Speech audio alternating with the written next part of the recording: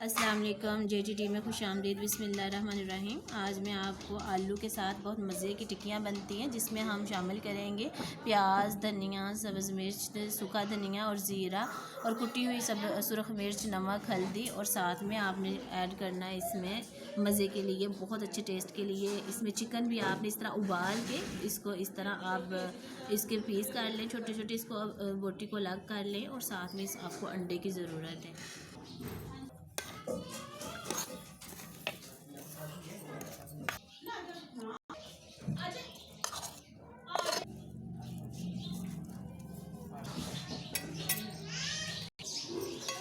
अंडे ले लें आप।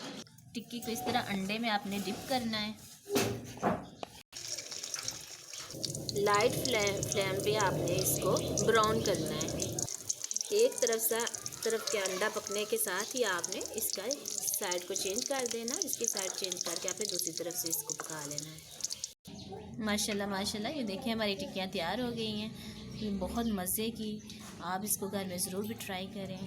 इंशाल्लाह आपको भी ज़रूर पसंद आएंगे। ओके जी, अल्लाह हाफिज़।